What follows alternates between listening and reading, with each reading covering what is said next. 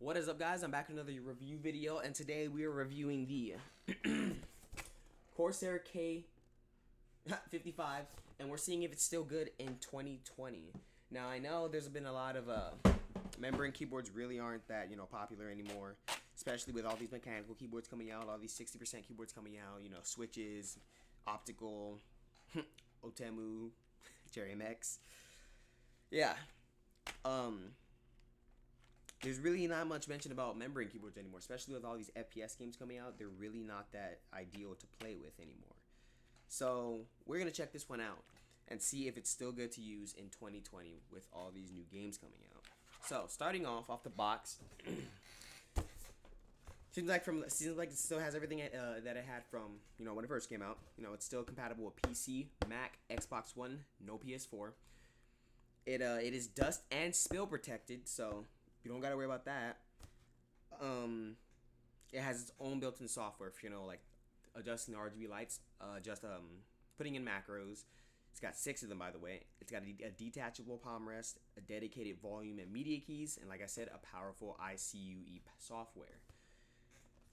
No, outside of that, really nothing else.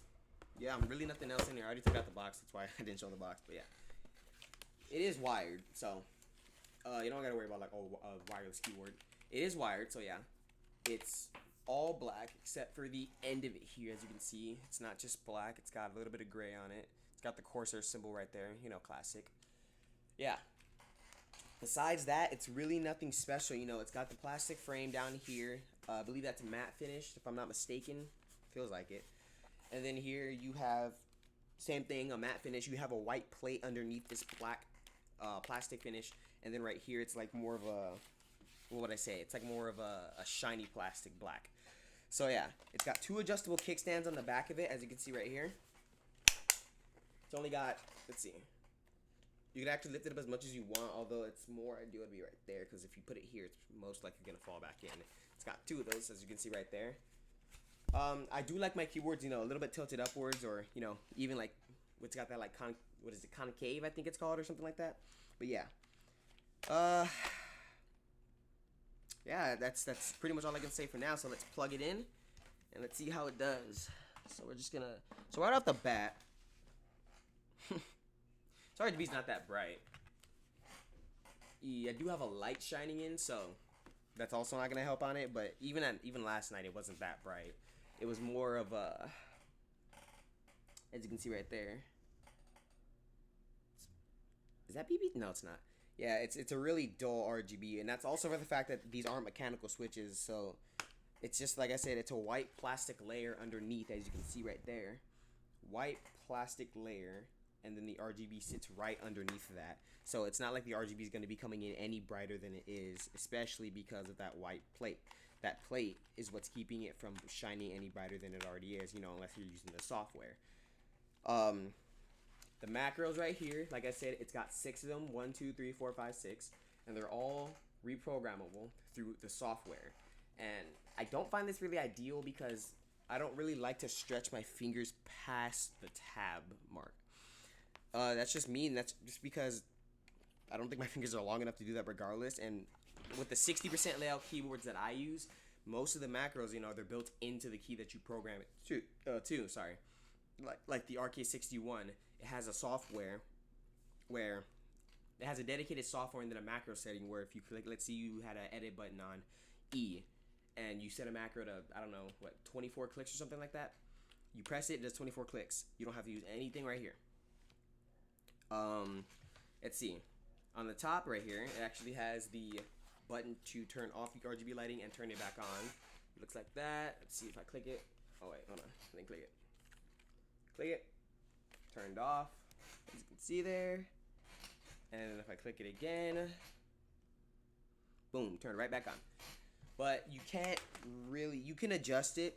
There's different RGB light settings, as you can see right here. So if you just press, where is it, FN, and one of these, so press that one, it does that. Press this one, it's more of like a fade.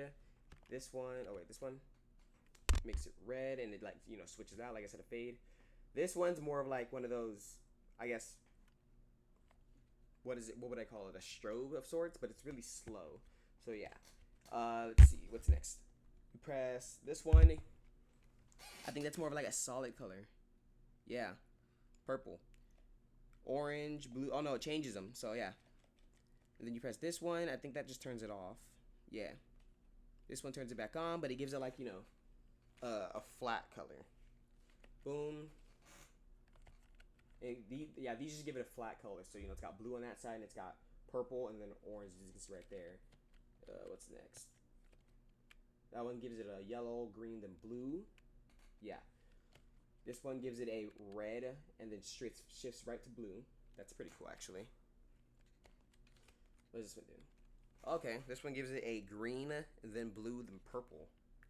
So yeah, all of these are really nice, but okay, red, green, and then blue. Okay, so yeah, that's what the number 1 does.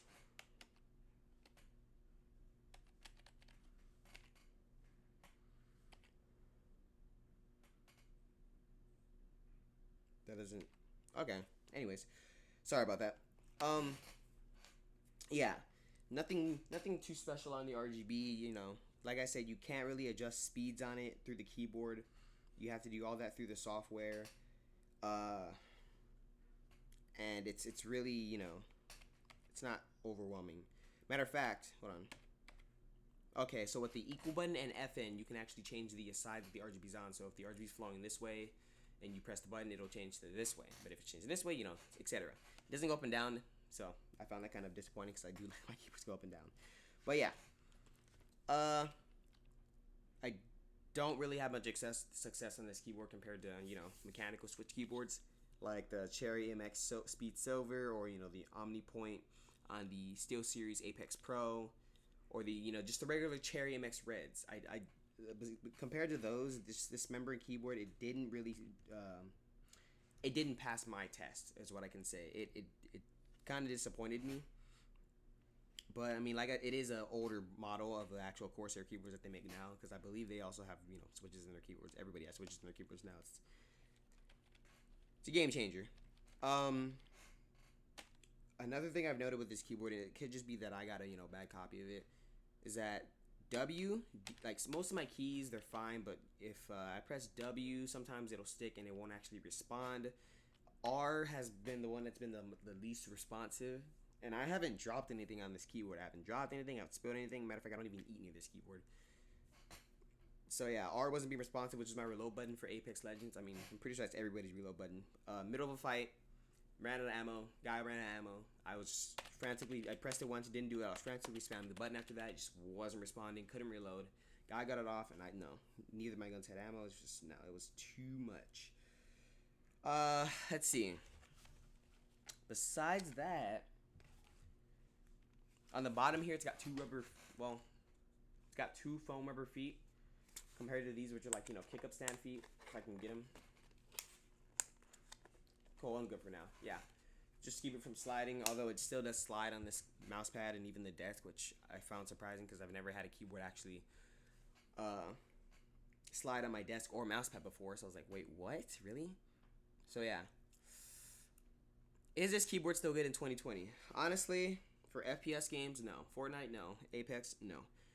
You're almost certainly, not even almost, you're guaranteed to pretty much get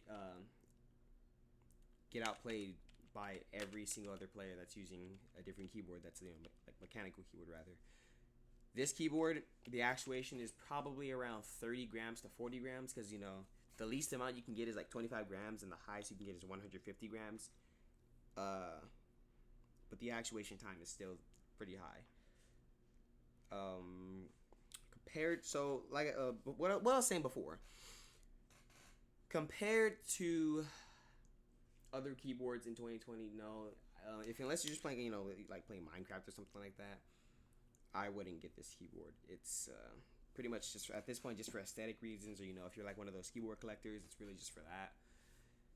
And yeah, that's pretty much it. But that doesn't mean that it's a bad keyboard, even though it's pretty much outdated at this point. It's not a bad keyboard. I believe this is PBT plastic, if I didn't mention that, or ABS. No, this is AB. Is this ABS? Someone didn't do enough research. But yeah, that'll be all for this video. If you liked it, make sure to like and subscribe, and I will see y'all in the next one. Like I said, I do have a ducky coming in soon, and I will be doing a review on that. Hopefully, it comes good because, you know, I've heard a lot about ducky. And yeah, so I'll see y'all in the next one.